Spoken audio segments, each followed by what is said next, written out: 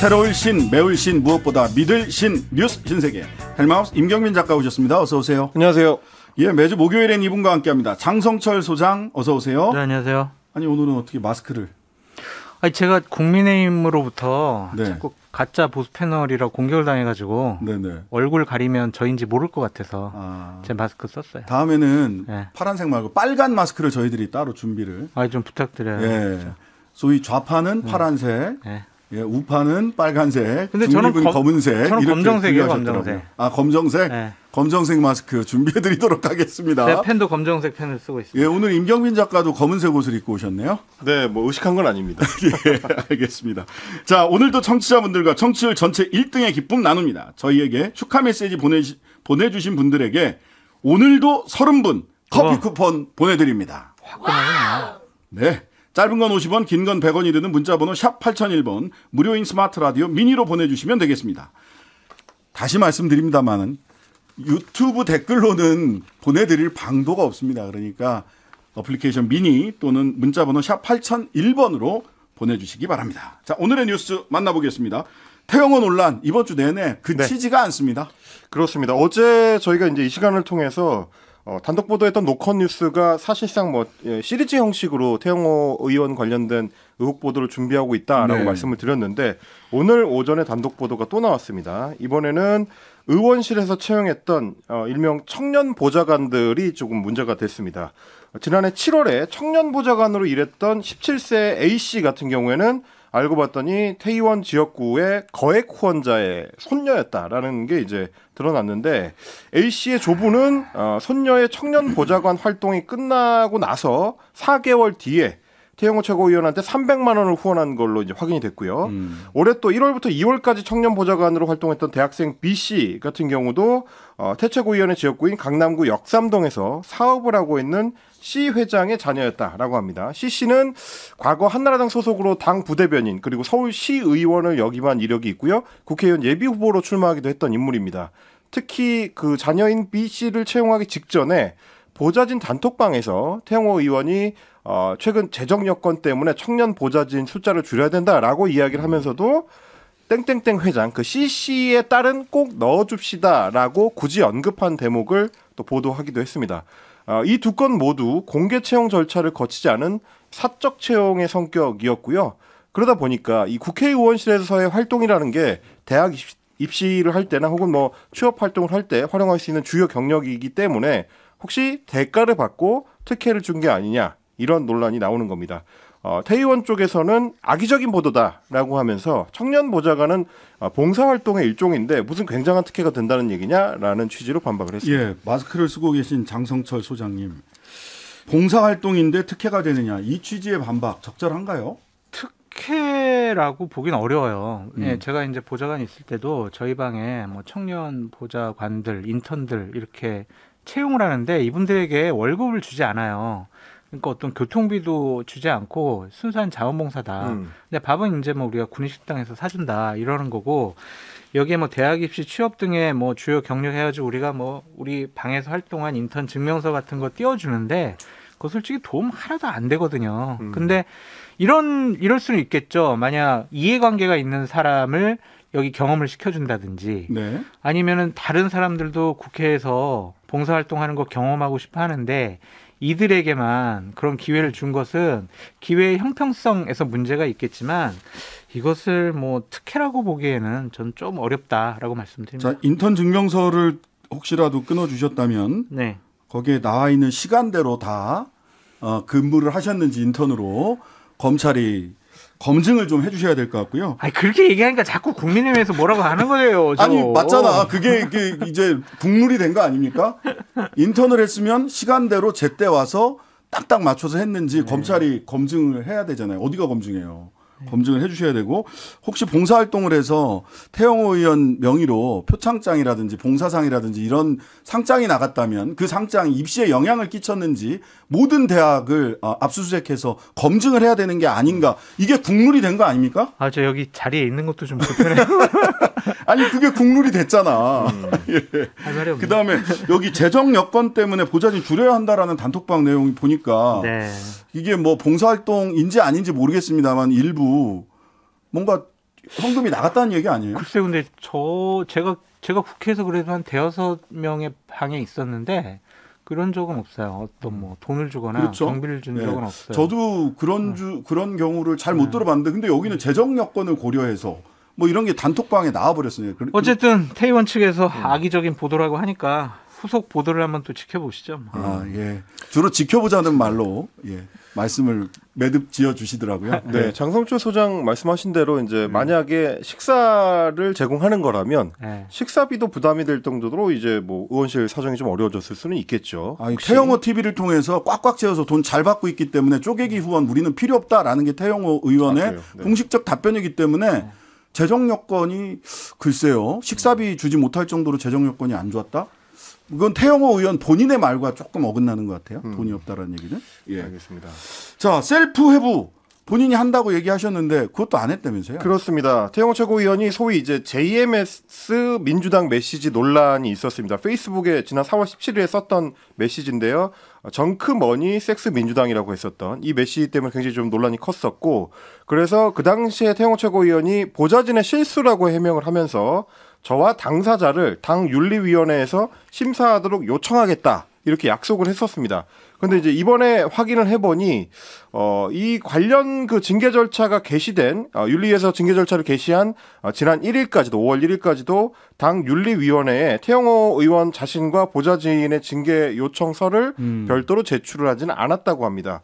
그러다 보니까 또 이제 기자들이 질문을 했습니다. 이거 거짓말한 거 아니냐라고 이제 의혹 제기를 했더니 태의원실 쪽에서는 의원실에서 윤리위에 신고서를 제출하지 않은 거는 맞지만 페이스북을 통해서 윤리위에 회부해달라고 공개 요구를 했지 않느냐. 그걸로 충분한 거 아니냐. 이런 또 해명을 내놓기도 했습니다.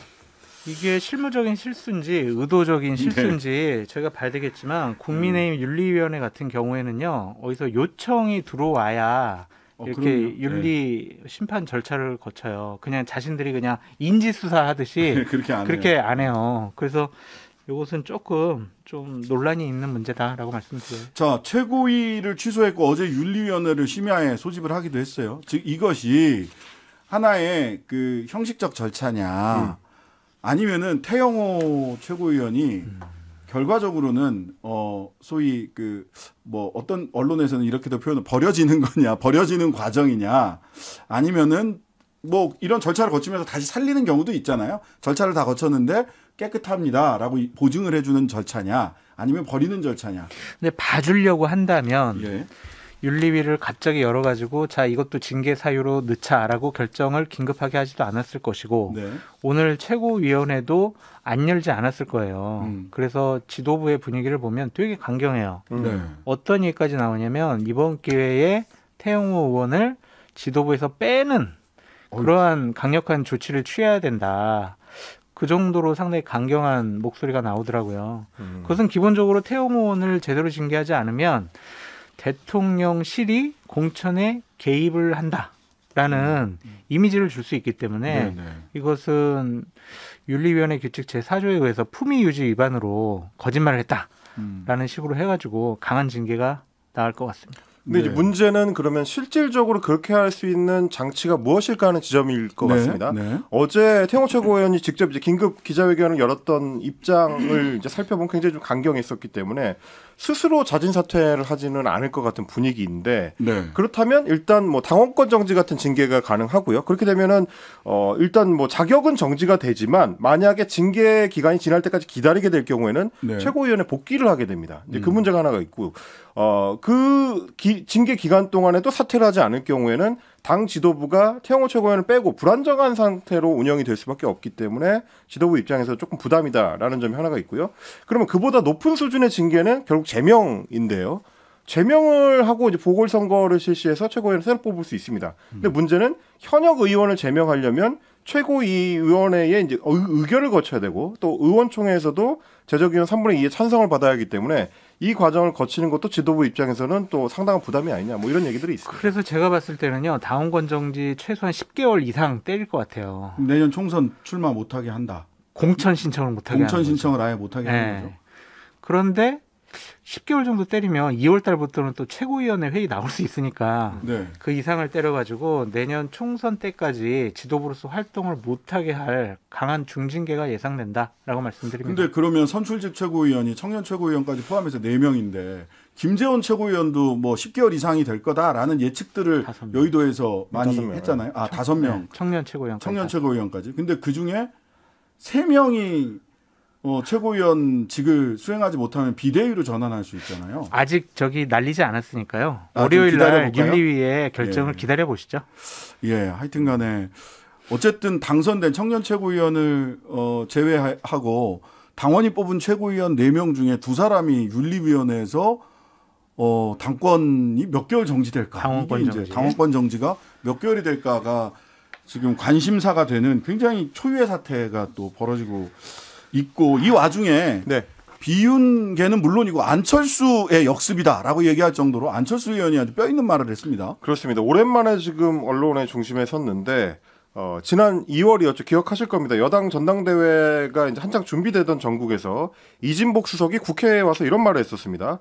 아무 말도 안 하면 아무 일도 일어나지 않을 것이다. 안철수 의원을 향해서 했던 말인데 그때도 이제 당무 개입 아니냐라는 비판이 나왔었는데요. 그 이진복 수석한테 오늘 안철수 의원이 직접 카운터를 날렸습니다. KBS 라디오에 이제 최강 시사에 출연을 해가지고 남한테 이야기를 할 게 아니고 본인께서 아무 일도 하지 않으시면 아무 일도 안 생길 텐데 참 우려스럽습니다라고. 아무 말도 하지 않으면 아무 말도 하지 않으면 아무 일도 안 생길 텐데 참 우려스럽습니다. 그러니까 그 말을 이제 되받아서 전달을 한 겁니다. 아무 일도라고 하셨군요. 예, 예. 안철수 전 대표도 상당히 좀 뒤끝 장렬 그런 하시는 분이네요. 스타일이세요? 그 마음속에다 두고 이걸 얘기하신 것도 그렇고 이분도 또 징계위에 또 윤리위에 회부되는 것이 아니냐 좀 그런 걱정까지 드네요. 아니 이게 보통 이제 다른 수단의 정치라는 말을 하는데요. 정치학자들이 네. 정치가 말과 타협과 소통, 협상을 통해서 이루어지는 게 아니라 징계, 수사, 재판을 통해서 정치가 이루어지면 이게 긴즈버그 대법관이 했던 얘기거든요. 미국의 그 여성 대법관 있잖아요. 얼마 전에 돌아가신 다른 수단의 정치, 사법부가 다른 수단의 정치의 수단이 돼서는 안 된다. 도구가 돼서는 안 된다. 이제 미국 대법관이 했던 얘기인데. 다른 수단의 당무 아닌가요? 이게 윤리위원회가 이렇게 막 징계 많이 하게 되면 그러다 보니까 이런 뭐 여당의 혼란 상황에 대해서 걱정하는 목소리들이 많이 나옵니다. 특히 뭐 다른 사람도 아니고 김기현 대표가 전당대회를 치를 때 후원회장을 지내기도 했던 심평 변호사 지도부를 강하게 비판하고 나섰습니다. 페이스북에 글을 올려가지고 중도층 흡수라는 김기현 대표의 약속은 어디로 갔느냐. 그러니까 본인하고 그런 약속을 했다는 거예요. 그러면서 전당대회 때 그 약속을 믿었던 자신이 어리석었다라고 현재 상황을 개탄하는 글을 또 올리기도 했습니다. 저는 심평 변호사를 비판하고 싶은데 네. 김기현 후보가 중도층을 흡수할 수 있을 거라고 생각한 그 판단력에 대해서 네. 문제 제기를 하고 싶다라고 네. 말씀드려요. 알겠습니다. 자, 한상혁 방통위원장 면직을 검토한다. 정부가 TV조선 재승인 심사 과정에서 조작에 관여한 혐의로 이제 기소를 당한 한상혁 기소됐죠. 그렇습니다. 한상혁 방통위원장을 면직하는 방안을 검토 중이다라는 얘기가 오늘 전해졌습니다. 연합뉴스가 이제 정부 고위 관계자를 인용을 했는데 국가공무원법상 중대한 위반 사유가 있다고 본다. 이게 지금 정부의 입장입니다. 그래서 이제 그게 뭔가를 봤더니 방통위법 제8조에 보면 방통위원회 신분을 보장하는 이 항목들이 돼 있는데 그 중에서 방통위법 또는 다른 법률에 따른 직무상 의무를 위반한 경우를 제외하면입니다. 그러니까 만약에 직무상 의무를 위반한 경우에는 면직될 수 있다라는 얘기인 거고 이거를 근거로 해가지고 특히 국가공무원법의 품위 유지 의무를 위반한 것으로 판단을 해서 면직을 할 수 있다라는 게 지금 정부 측의 판단인 걸로 보입니다. 여기도 품위유지 위반이네요. 근데 다? 저는 이거는 전 법률가로서 변호사로서 방통위법 제6조 제8조의 신분보장 부분에 이런 게 아까 말씀해 주신 임 작가 얘기가 있고요. 근데 이건 위원들에 대한 겁니다. 위원장은 제6조에 아예 따로 있어요. 위원장의 지위에 대해서는 어떻게 되어 있냐면 국회는 위원장이 그 직무를 집행하면서 헌법이나 법률을 위반한 때는 탄핵의 소추를 의결할 수 있다. 이렇게 되어 있거든요. 그러니까 탄핵 소추 대상이에요. 따라서 이 탄핵소추 대상은 일반 공무원법에 적용을 받지 않습니다. 면직과 관련해서. 즉 국회에서 탄핵소추해야 될 대상을 일반 공무원과 동일하게 할 수 있느냐. 그러니까 즉 장관이나 탄핵소추 대상이 법관, 검찰, 검사, 그다음에 장관, 국무위원, 대통령 이런 사람들이잖아요. 이게 그냥 일반 공무원법에 따라서 대통령이나 장관이 면직됩니까? 아니거든요. 국회에서 탄핵소추해야 되는 대상이거든요. 그리고 6조를 빼고 위원장도 위원이니까 니들도 공무원법 적용할 거야, 위원장한테도. 이렇게 해석할 수 있는지 저는 이게 이 해석에 좀 동의가 잘 안 되거든요. 네, 그러다 보니까 지금 방송계에서 나오는 얘기는 예. 애초에 이게 이제 면직 가능성을 언급하는 거지 어떤 실효적인 조치를 노리고 하는 게 아니다라는 얘기도 있습니다. 그러니까 일종의 이제 사퇴 압박을 위한 카드인 것이고 네. 실제로 이게 작동할 거라고 이제 기대하는 건 아니지 않겠느냐라는 얘기입니다. 왜냐하면 애초에 만약에 면직을 하겠다라는 조치가 나왔을 경우에 한상혁 방통위원장은 그동안 여러 차례 이제 임기를 지키겠다는 의지를 밝혀왔기 때문에 가처분 신청을 낼 가능성이 높고요. 지금 이제 그렇지 않아도 구속영장도 이제 기각이 된 상황에서 과연 법원에서 어떤 판단할 것이냐 여기에도 이제 여러 좀 예측들이 엇갈리는 상황이거든요. 그러니까 가처분 신청 안 받아들여질 것 같은데 이 위원장 조항 때문에 위원장 제6조 위원장 조항이 이렇게 돼 있어요. 보수파 쪽의 입장에서 보면 한상혁 방통위원장 같은 경우에는 정치적인 중립성을 지켰느냐, 또한 공정하고 중립적으로 방통위원회를 이끌어 왔느냐라는 것에 대한 다른 이견이 있을 것 같아요. 그런 부분은 어쨌든 법률과 제도나 규정으로서 지적을 해야 될 것이고, 임기가 보장된 분들에 대해서는 인위적으로 쫓아내야 된다, 쫓아낼 거다, 이런 식의 이미지나 모양새를 취하는 것은 좀 옳지 않을 것 같다라는 좀 생각이 드는데, 저는 그냥 이런 생각이 있어요. 정권이 바뀌었으면 이렇게 중요한 자리에 있는 분들은 그냥 임기가 남았더라도 그냥 물러나는 것이 그냥 어떨까, 좀 그런 생각을 저는 해봅니다. 저는 이제 법과 제도의 취지를 근본적으로 다시 토론해 보는 거는 의미가 있다고 봐요. 근데 이제 뭐 검찰총장이라든지 방통위원장이라든지 이런 사람들은 정권이 바뀌어도 독립성을 유지하라고 하는 취지에서 임기를 보장해 놨던 건데, 그게 해보니까 그거보다는 좀 정권이 바뀌면 한꺼번에 싹 바뀌는 게 낫겠다, 이런 토론을 통해서 결론이 나온다면 그 법과 제도에 맞추면 되는데, 지금 그렇죠. 그 법의 취지는 뭐 검찰총장도 그렇고 방통위원장도 그렇고 국민권익위원장도 그렇고 일부러 임기를 보장을 해준 거거든요. 그러면은 이제 그 윤석열 총장이 자기 임기를 법에 보장된 거기 때문에 난 끝까지 임기를 지키겠다, 주변에 사퇴 압력이 들어왔음에도 불구하고 심지어는 뭐 대통령이 나를 신임하고 있다 이런 얘기까지 하셨던, 뭐 신임과는 좀 다르지만 어쨌든 내 임기, 보장된 임기 지키겠다라고 했던 말과 지금의 이 태도는 어떻게 일맥상통하는지. 그러니까 한 말씀을 더 드리고 싶은데, 박근혜 정권에서 문재인 정권으로 바뀌었을 때 박근혜 정권 하에서 임명됐던 중요 기관장들 같은 경우에 문재인 정권에 있던 분들이 다 나가라고 많은 협박과 요구를 했었어요. 그때 저는 그건 잘못됐다라고 네. 좀 비판을 했거든요. 정권과 뭐 진영이 바뀌었다고 하더라도 잘못된 일은 잘못됐다라는 공정한 잣대를 가지고 판단해야 되지 않을까라는 생각이 듭니다. 자, 이런 가운데 그 박대출 국민의힘 정책위 의장, 그다음에 뭐 박성중 의원 이런 분들 굉장히 강한 발언들을 이어가고 있죠. 연일 방송계를 향해서 이제 일종의 압박을 이제 가하고 있는데, 오늘도 박대출 국민의힘 정책위 의장이 이 사안에 대해서 이제 언급을 했습니다. 문재인 정부 인사가 기관장으로 이제 자리하고 있는 국민권익위원회 그리고 방송통신위원회 등을 겨냥해가지고 반정부 정부 기관장들 무슨 미련이 있느냐라고 하면서 양심에 털난 사람들이다, 이제는 물러나야 할 것이다 라고 압박을 했습니다. 주로 이제 언급한 대상은 한상혁 방통위원장, 전현희 국민권익위원장, 그리고 정연주 방심위원장을 겨냥했었습니다. 네. 자, 잠시 광고 듣고 뉴스 신세계 이어가도록 하겠습니다. 신장식의 뉴스 하이킥, 임경민 작가, 장성철 소장과 함께 뉴스 신세계 이어가 보겠습니다. 한상혁 방통위원장 건 비롯해서 최근 미디어 이슈 관련해서는 잠시 후에 2부에서 미디어톡 시간에 최진봉, 문희정 두 분과 함께 조금 더 이야기 나눠보도록 하고요. 오염수 방류, 이거 공식 논의될 것처럼 보입니다. 한일 정상회담에서. 그렇습니다. 곧 있을 이제 히로시마 G7 정상회의 때도 이 얘기가 굉장히 주요한 의지로 다뤄질 걸로 지금 보이는 상황에서 이번 주 일요일에 한국을 방문하는 기시다 일본 총리 아마도 방한을 하게 되면 정상회담 때 주요 의제로 이 사안이 이제 다뤄질 걸로 지금 전망이 되고 있습니다. 공식 의제로 오를 가능성에 대해서 대통령실에서 부정하지 않았고요.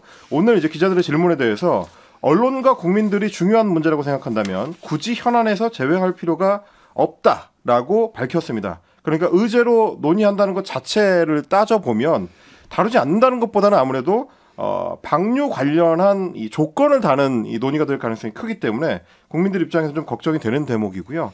현재로서는 우리 정부가 아마도 오염수 방류 계획의 안전성을 검증하기 위해서 한일 양국이 함께 이제 과학적인 조사를 하는 필요성 이거를 제기할 걸로 전망이 되고 있습니다. 지금 이제 국제 원자력 기구 IAEA에서 모니터링을 하고 있는데 이거랑 이제 별개로 양자 검증을 하자라는 얘기일 것 같은데요. 그동안 우리 대통령이나 대통령실에서 철저한 과학적 검증, 위험하지 않다는 게 확인이 돼야 된다. 이런 입장을 거듭 밝혀왔기 때문에 그 연장선으로 보입니다. 다만 이렇게 양자 검증을 하겠다고 하면 역시 이 문제에 대해서 강경한 입장을 고수하고 있는 중국 측에서 반발할 가능성이 있다라는 얘기도 지금 나옵니다. 근데 그 서울신문에서 보도한 거에 보면 외교 소식통이라고 얘기를 했어요. 네. 외교 소식통은 공무원이라는 건지 아닌지 좀 헷갈리는데. 외교부겠죠, 뭐. 예, 그렇겠죠. 근데 여기에서 보면 국제 원자력 기구의 권위를 실추시키는 내용의 논의는 하지 않을 것이다. 이게 무슨 뜻입니까? 이거 어떻게 풀어봐야 돼요? 그냥 국제 원자력 기구 IAEA는 어쨌든 뭐 규정을 지켜서 하면은 방류를 뭐 막을 수는 없다 뭐 그런 쪽의 입장을 계속 내세우고 있잖아요. 예. 그 저는 이거를 정상회담 때 공식적인 의제로 다루는 것이 맞냐라는 좀 생각이 있어요. 왜냐하면 우리 쪽의 입장을 강하게 해서 절대로 이거 방류하면 안 돼. 이게 아니라 그래 너희들 말 들어보니까 이게 뭐 좀 일리가 있네. 방류에도 뭐 큰 문제는 없지 않을까 이런 식으로 되면 전 그렇게 지지율에 썩 도움이 될 것 같지가 않아요. 그래서 아무리 이게 뭐 양자 간의 모니터링 강화한다 이런 결론을 내리더라도 저도 이게 공식적으로 이렇게 큰 의제로 다룰 것이냐 그냥 우리가 계속 반대하는 입장만 얘기하는 것이 어떨까 그런 생각입니다. 그리고 이제 오늘 제가 좀 취재를 했던 그 외교나 이 분야 관련된 전문가들 공통된 얘기가 뭐였냐면 일본 정부 입장에서는 한국이 굉장히 중요한 고리다라는 거였습니다. 맞아요. 그러니까 지금 이제 반대하는 대표적인 나라가 한국하고 중국, 러시아하고 그리고 태평양에 호주, 있는 뉴질랜드. 그런 국가들이 연안 국가들인데 중국, 러시아 같은 경우는 이제 국제사회에서 신용도가 다소 좀 떨어지는 나라들이다 보니까 소위 스피커 파워가 좀 약하고 그리고 태평양에 있는 섬나라들도 역시 마찬가지인데 한국은 선진국 중에서도 국제사회 신용도가 높은 나라다 보니까 그리고 최근접국이기도 하고요. 한국을 만약에 고리로 만들 수만 있으면 일본 입장에서는 국제사회의 이 문제를 긍정적으로 평가하는 데 있어서 굉장히 중요한 도움이 된다. 그래서 이제 우리나라도 굉장히 공을 들인다고 하더라고요. 그러니까 만약 우리가 뭐 이해한다, 용인한다라는 식의 어떤 모양새를 비춰지면은 일본은 큰 힘을 얻게 되는 거라고 보여지는데 네. 저는 어쨌든 방사능 오염수 그렇게 문제가 없다면 일본 지네들 땅에다가 땅 파가지고 하면 되지 왜 전 인류에게 이런 죄악을 짓냐고요. 그러니까 저는 기시다의 전략은 좀 분명해 보이는 게 지난번 G7 회의에서 뭐 오염수 방류에 대해서 모두 지지를 얻었다라고 얘기를 했다 옆에 서 있던 독일 환경부 장관이 아니 나는 그런 얘기 한 적 네. 없는데 해서 제가 말 잘못했습니다 이렇게 일본 그 장관이 얘기를 했단 말이죠. 근데 이제 G7 히로시마에서 열리는 7월 달인가요? 그 G7 회의에서 5월 말입니다. 5월 말 G7 회의에서 오염수 방류에 관해서 G7에서 동의를 얻고 싶어 하는 게 그러겠죠. 예. 일본의 그 목표거든요. 기시다 자기 히로시마 자기 지역구에서 열리는 G7 회의에서 그러면 한국이 땡큐했다, 오케이 했다라고 하면 G7을 거쳐 G7에서 굉장히 유리한 국면을 조성할 수 있기 때문에 기시다의 목표는 굉장히 분명해 보여요.